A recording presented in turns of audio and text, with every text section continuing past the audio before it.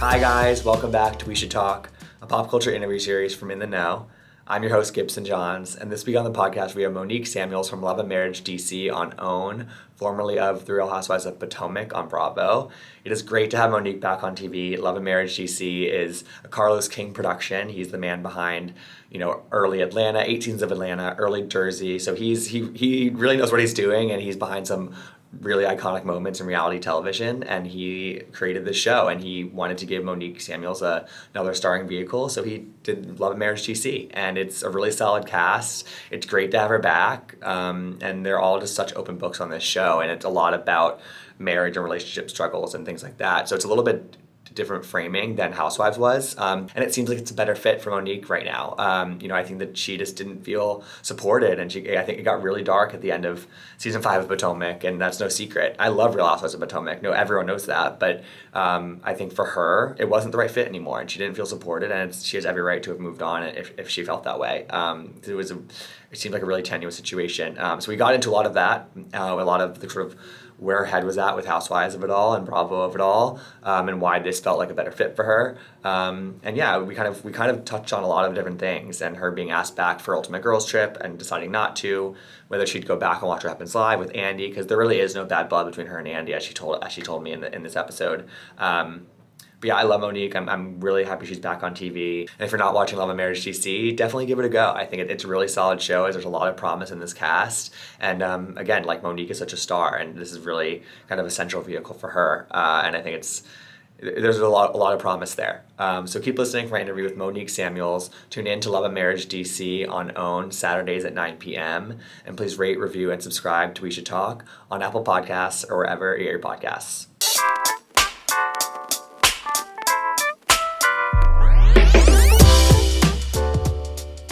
All right, you guys, so we are here with Monique Samuels, star of Love and Marriage DC on OWN, founder of Not for Lazy Moms, Mila Eve Essential Oils. She wears many hats. She is back in the game. I'm so excited to be talking to her again. Monique, thanks for being here. How are you? I'm good. Thanks for having me. It's so good to connect with you again. It's so good to connect with you. And yeah, we were just talking. We did an interview every season of you that you had on Potomac, and I just felt we had a connection back then, and so I'm really happy to be reconnecting. And I'm so happy to have you back on our TV screens, because I think that you're made for this. I really think you are. Thank you. I really appreciate it. I'm happy to be back, and definitely happy to connect with you. Yes. So how has it been so far? Like, we're deep into this first season of Love and Marriage DC, and it's people are, I've seen a lot of talk about it. Carlos King is a legend. He's the creator of this show. You're in good hands. How has it been so far? Do you feel the love from the fans? Oh my goodness. It's been a crazy ride. First of all, it's kind of funny. So when people last saw me, it was in a crazy situation leaving Potomac. The binder shut it down. So that was great. And then now, fast forward, you're coming into a situation where my husband and I are completely bumping heads.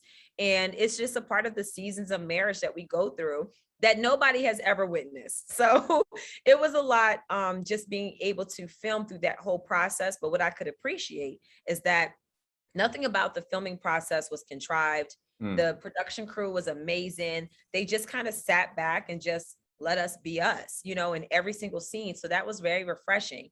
Fast forward now, watching the show, I really wish there was more context behind Chris and I's arguments. Okay. Because I think it would make more sense for the people that are watching the show versus seeing the end of our argument where I'm the most heated.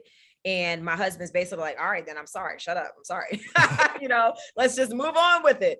But other than that, I'm happy overall, because at the end of the day, we're bringing you genuine TV, genuine real life drama. We're opening up, we're sharing things about ourselves that most people probably wouldn't know.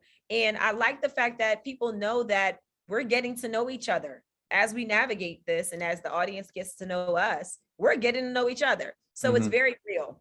And I'm excited about the future. Good. Yeah, because this season is at sort of the 10-year mark of your marriage. And that, that's a big hump, but I think that, and you guys are being really open and honest about some of the struggles that you're facing. But I also think that what's talking about what you just said about like sort of just seeing the most heated parts or the ends of the arguments. I'm sure that's frustrating, but I also feel like you have an understanding and like what makes good, what a good, you're making a TV show at the end of the day, right? So I feel like you also know that like I don't know, I feel like you have a good understanding of that because it can't all be in there, but I also as the star of the show, it's tough to not be able to show everything. Yeah, it can be frustrating at times, even with knowing how reality TV works, because in my mind, I know everything that went down, Yes. So in everybody else's mind, if I'm watching the show as a viewer, I would say the same things that everybody's as well. Right. But that's why we have reunion. It's like that's when you get to really put a button on everything and sum everything up. And then everybody will be like, oh, okay, now I get it. So you do have that time and that opportunity. I had to be the person being the most experienced to just kind of make sure the show is driving along and pushing along. And to me, what makes great reality TV is when you are yourself unapologetically and you're giving your all in every scene. This way, people can, whether they edit it how they edit it, at least I know I gave everything that is truly me and I'm not trying to act. I very easily could have just pretended like everything was great. Of course, yeah. Me and my husband, I could have backed out of arguments that we were having. But of course, everybody likes a 0 to 100 Monique. So you're going to see those parts where I'm getting the most like, amped up. But there's also a learning process in it as well, since my husband and I, we're married. So it's not like he's a friend I can just kick off to the side and not deal with him anymore. We have to figure it out. you're in it for the long haul, and we're watching you navigate these tricky moments. I think that really is, to me, what sort of is the biggest difference, like as a viewer, like in terms of this show versus the show you're on before, which is there's obviously some intergroup drama and like it's an ensemble show, but ultimately there's so many more scenes with you and Chris, and the relationships are, I mean, the conversation topics are a lot about relationships and marriages and overcoming some of these obstacles. Was that a big factor in you ultimately deciding to do this? I know that you first told Carlos no, you were like, I'm not doing another ensemble show. He eventually got you to agree to it, but was that part of it, like that the focus wasn't going to solely be on like drama between a group of women? Yes, definitely that. And also just being able to be in a situation where people aren't toxic on purpose. You have situations that cause drama, but when it really comes down to it, all of us that are on the show are really trying to create a sisterhood and a brotherhood. We're trying to create a safe space with each other, because a lot of us were hesitant in this moment to be around and open up and share with other couples because we've been done wrong, So it's nice to be able to be around people that understand where you're going through. They have a successful marriage, so we're speaking the same language, So that definitely made the difference as well. Also, just knowing that we're not faking or fronting.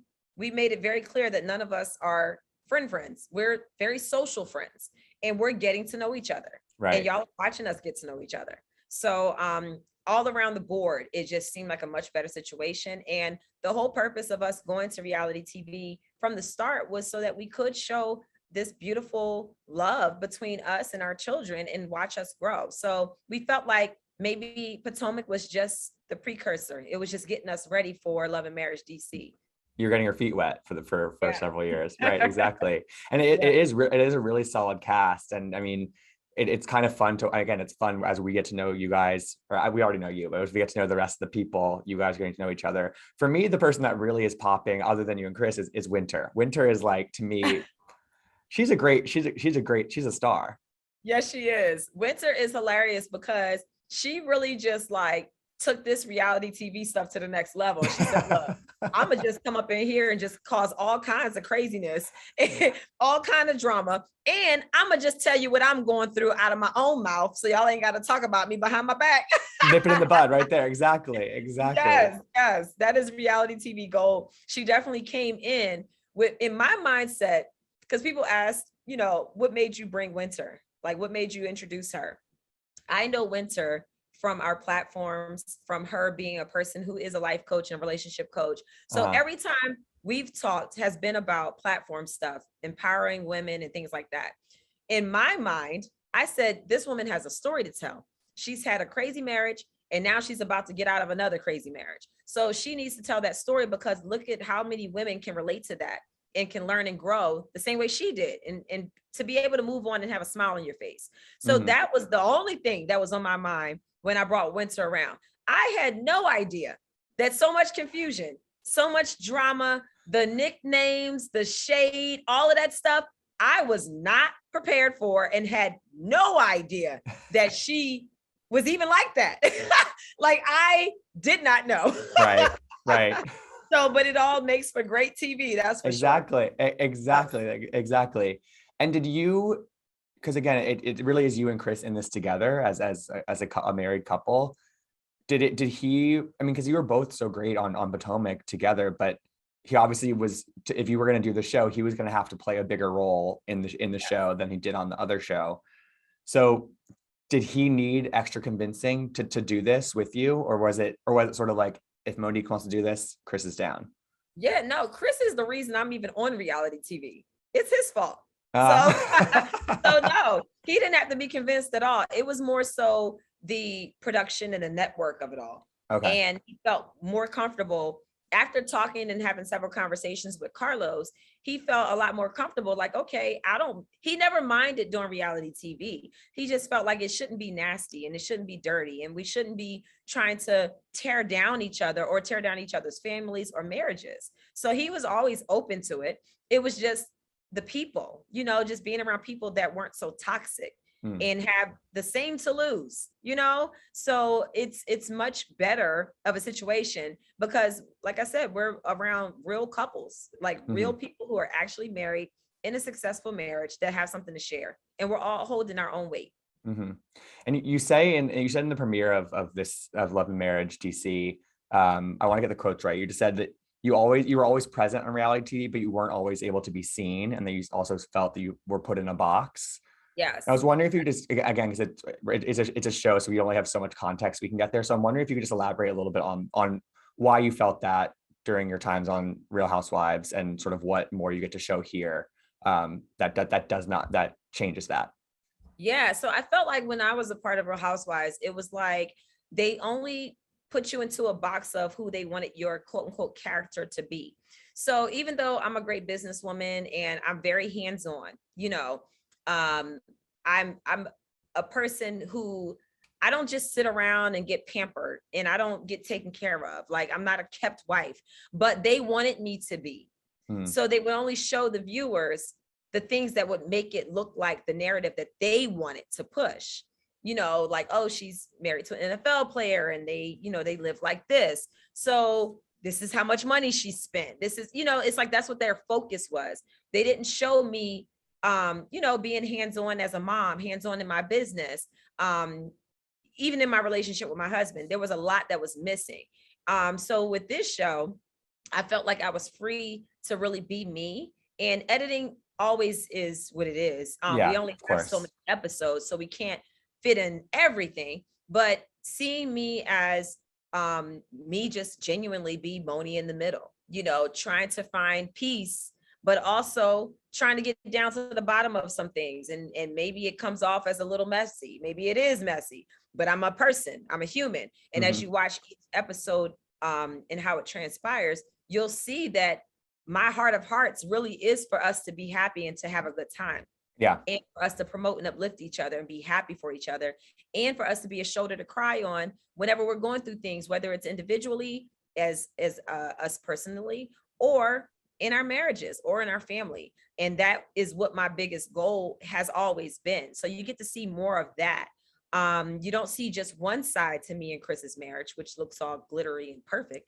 You get to see the other side of how we get to that sort of perfection that will never be perfection. And it doesn't come easy, though. It doesn't come easy. Right. Exactly. Yeah. Yes. Yeah. And when you felt that, in the past several years that you were being shown in a certain way, would you push back on it? Would you be like, can we, like, were there behind the scenes moments where you're like, come on, like, show more of this or show more of that? Yes. I would do so much filming.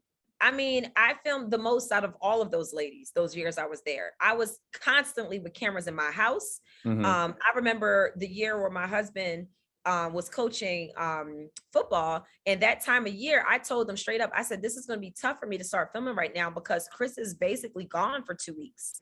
And I have the kids. My kids were young at that time. This is before even Chase came along.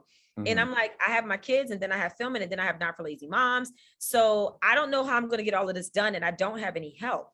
And they didn't care.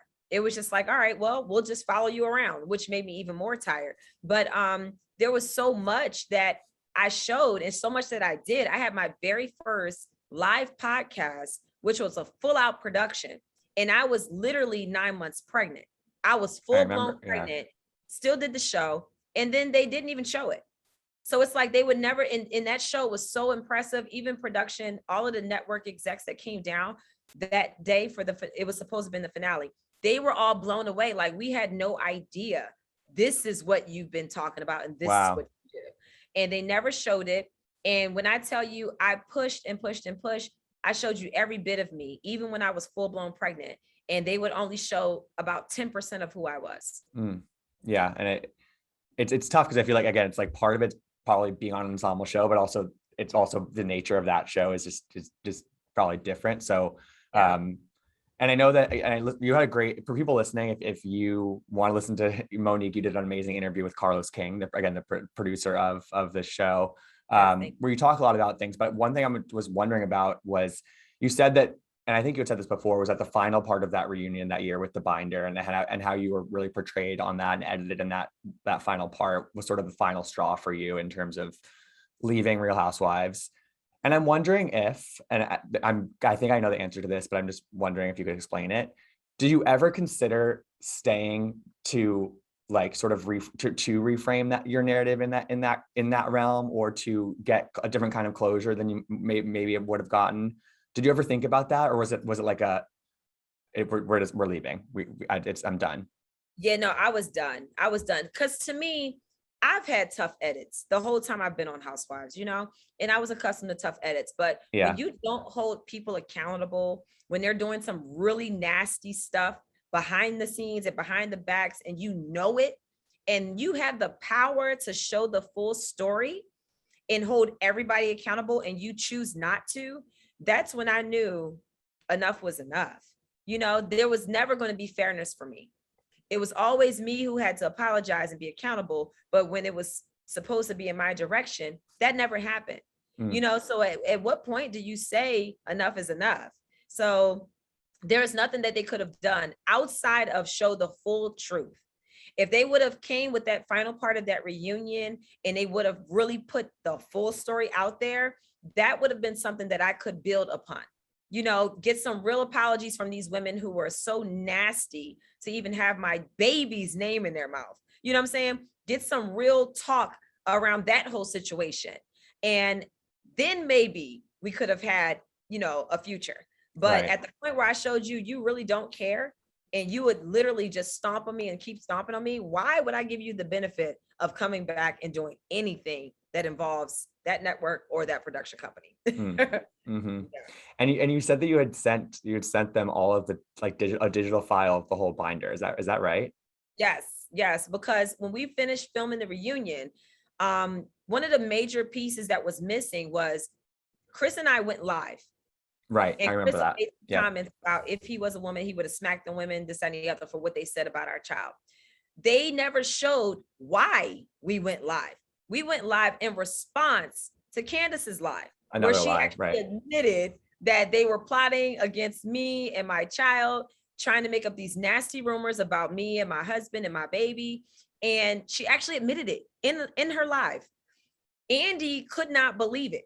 He's like, send me that clip. He asked me probably 3 or 4 times that day to make sure I sent him everything. Wow. So that turned into him demanding, like, no, that needs to be in the reunion. So I'm thinking it's definitely going to be in there.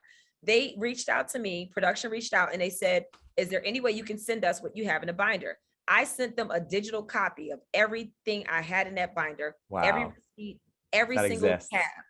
Yeah. And they didn't use it. Oh, I want to see that. My time. Yeah, it's wasting my time and everything else. But I did do Binder Time Stories, which is on my YouTube channel. Right. Yep. 3-part series that it was really fun just doing that and kind of giving a little closure, dropping a little bomb, a 100%. little key. Yeah. So I got to do it in my Do you own way. feel like do you feel like you have closure? Do you feel that in your heart of hearts? Oh yes, definitely. And it Good. was really all on me because whenever you hold a grudge or whenever you hold any type of negative energy, you give that person or that corporation the power over you and you become a slave to them. And I am no one's slave. So I had to find peace within myself and come to my own resolve and allow myself to heal, which took time. But I was determined to heal and I was determined to let it go. And now I can talk about it and be fine and not feel any type of way. It's just me repeating what happened in history. Good. And I said earlier that I've seen a lot of people who I know are avid Potomac watchers who have followed you to this new show and tweet about it and support you. I see it all the time. Do you feel that? Do you feel like as that there are people that you connected to over the past 4 or 5 years who have really stuck by you and Yes. you know are they're just fans of you regardless of what show you're on or what network you're on? Yes, I absolutely have. And I'm so grateful. And one thing that I love about any and everyone that's been supporting me, they keep me accountable. If they see something that they don't like, they will let me know. They'll say, I love That's you, girl, good. but I didn't like this. I love you, girl, but I Good. didn't like that. And I appreciate the feedback because at the end of the day, they can only go off of what they see. So I'm never mad. I'm grateful for the support. Even people who don't like me watch the show and they'll jump on my live and they will go in on me. But I'm grateful that you're watching. So Exactly. A viewer's it's a fine. viewer is a viewer, Monique. Right. I'm like, if you're watching and you hate me, but you're still watching, that actually is a huge compliment to me. There we go. Exactly. I guess my other question is on the flip side, do you feel as though, probably mostly from that season 5 situation, do you feel as though there are some people that are sort of never gonna kind of come around to you again, or never gonna like, because they were kind of stuck in their opinion on that one situation and then they're never gonna kind of come back to you?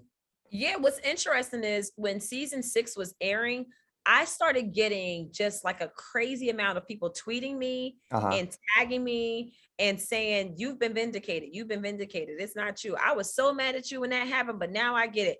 I don't know what was seen or shown or said, but apparently whatever happened, people were like, okay, Monique, I'm riding with you again. I did And see some of that. I did see some of that as well. Yeah. it was a lot. I was like, what in the world is going on? Yeah. At that moment, I was just like living my own You're so life. checked out of that, right? Yeah, I was like completely done. So. And I know that you're still, it warms my heart that you and Ashley and Karen are still so close. You've really made real lasting friendships with those women. I love that. Do you ever, and tell me the truth, do you ever text them and be like, like, what's the tea? Like, or what's going, do you ever ask them about it? Or you like, do you keep it out of that realm? I don't ask at all. I really don't. Good for you. I'll just say, how are you? And that's what I love about the sisterhood that we were able to create. Yeah. That I can talk to them and it's not about the show. So a lot of times when you are on the same show, most of your conversation usually is about what's going on in filming and this, that, and the other. But for me, when it comes to Ashley, when it comes to Karen, it's like, we're checking in. How's everything going? How's the babies? How's the kids? How's Ray? What you got going on now? What's next for LaDom? We're talking about essential oils. I actually got together with Ashley when she was in Florida last year. She was there with Michael and the boys, and Chris and I met up with them. I bought her some essential oils and she posted about it, which was really sweet. But yeah, it's like we can actually talk and it's not about any of that. And it's, that's your life. You still living that life and that's fine. And I'm living mine over here. So it's absolutely. nice. Absolutely. So another thing that we see on the show are your various career endeavors. You have multiple. And one of the ones that I'm loving, we're really watching the beginning of the journey, is you are on WPGC 95.5 as a morning host, which that I grew up in DC. And so 95.5 was in my rotation of radio stations. So I love the fact that you're on there. What has that been like? Has that provided some sort of like new outlet for you that you didn't have before in terms of like, I don't know, airing your opinions out on certain things or talking about, I don't know, just tell me how that's been for you. Oh my goodness. When I tell you a dream job, like a dream come true. I remember being little, me and my sister and our cousins used to have our little boom box and we would record ourselves like we had our own radio show. Amazing. And I was the host. And to have that full circle moment, oh my God, it's incredible. It has been so fulfilling. I love my tribe. I call them my tribe. The co-hosts and the other hosts on the show. Everybody is so amazing. We're all on the same page. It's such a beautiful team effort. And we all bring what we do best to the show. And it's no more, no less. Everybody knows what they're good at. That's what we do. I absolutely love it. Like it is like, it's my favorite thing to do. I love waking up now, getting up super early. It eases the, like when people say, how do you get up at 4 a.m.?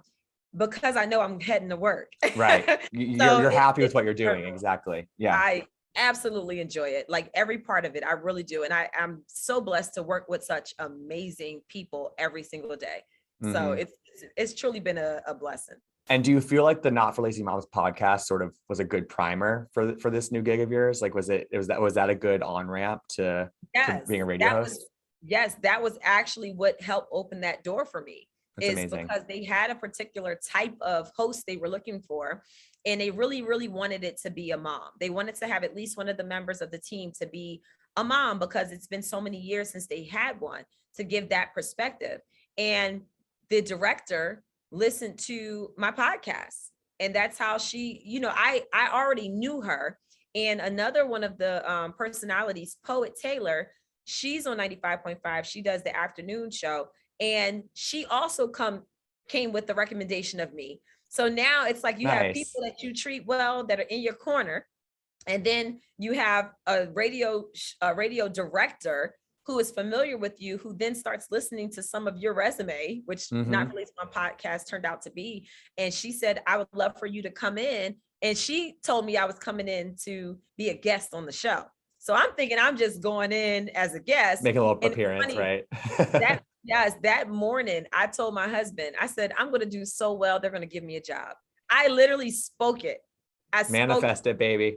Yes. And I went in there, did a good job, so much that they asked me to stay another hour. Then they asked me to stay another hour. So I'm like, okay, this is cool. Well, as I'm pulling off from the station, the director sends me an email and says, you were amazing. Have you ever thought about a career in radio? And I said, absolutely. She said, that's exactly what I wanted to hear. We'll talk soon.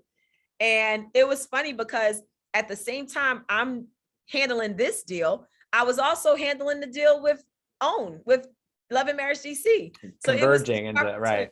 Yeah, it was your moment. It was your moment and you took it. I love that. Yeah, I love it. And so we're also seeing the continuation of Not for Lazy Moms, which we saw a lot of on Housewives, your essential oils business.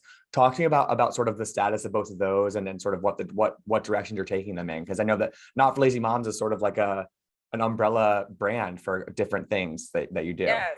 Yeah, so it's my parenting platform, and it's been helping people to the point where everybody's like, all right, where's the season 4 podcast? I haven't had the time to do that yet. But I do enjoy the fact that I'm able to share my experience being a mom. I have my potty training book, because my husband and I started potty training my children when they were 6 months old. They were able to sit up, and people kept asking, like, how did you do it? How did you do it? So I wrote a book about exactly how I did it with each individual child and the differences between them as I navigated that process.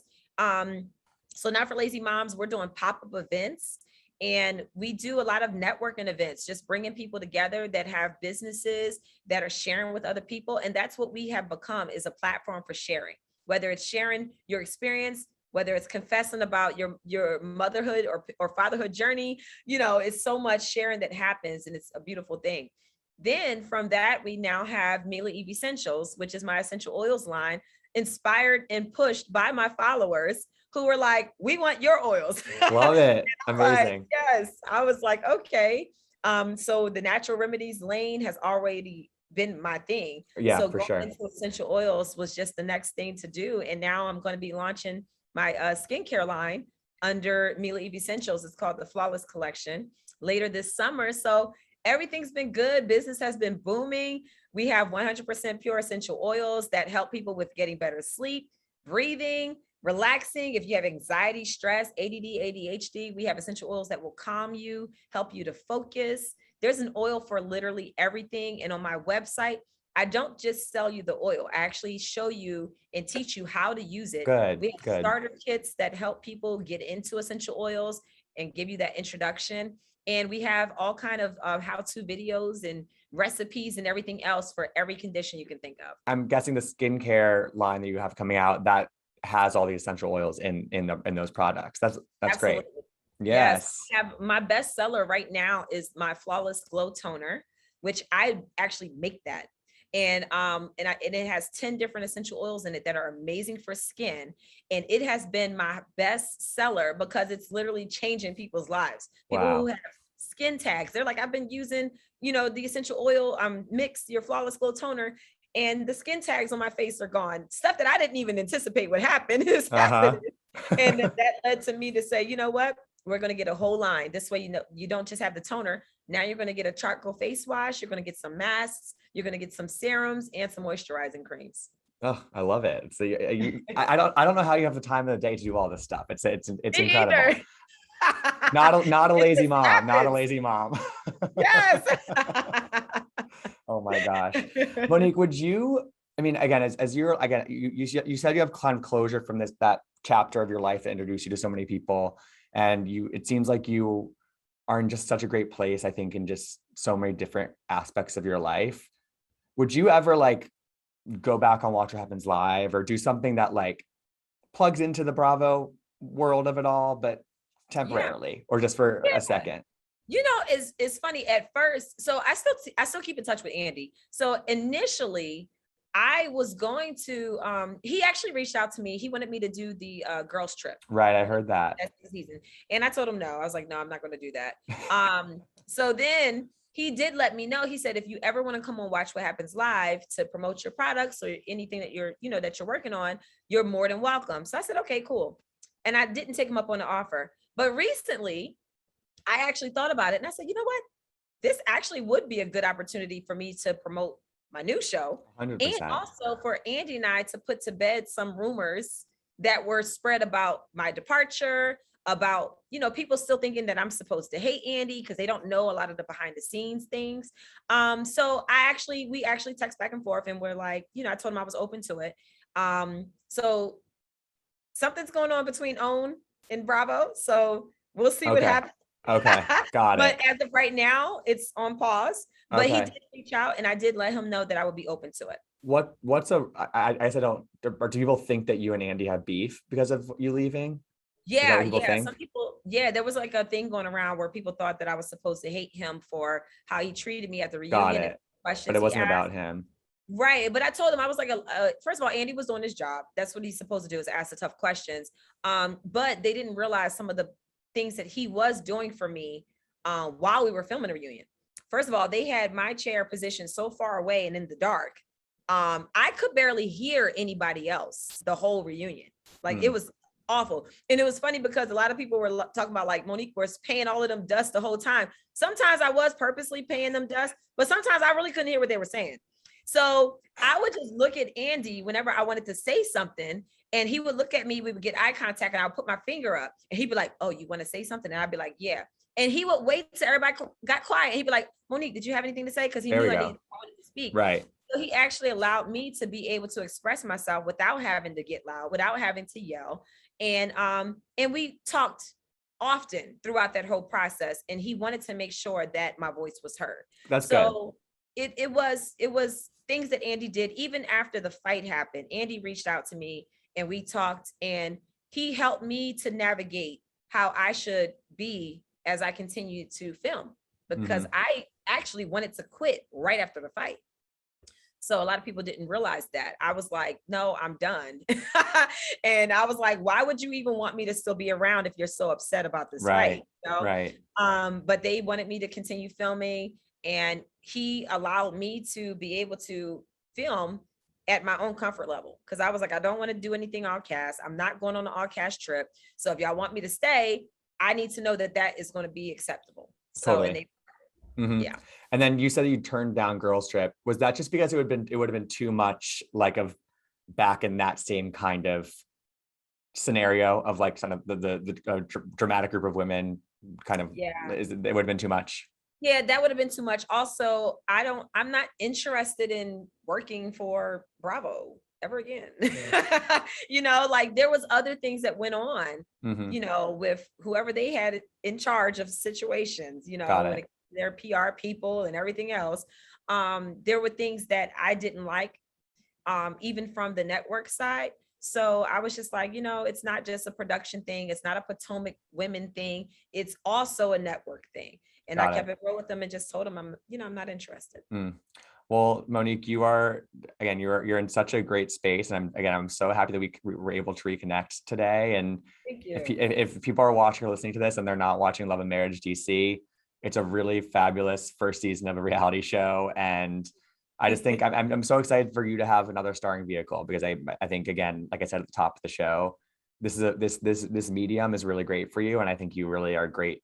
You're a great television personality and a great person. So I'm just happy that you have this place to shine again.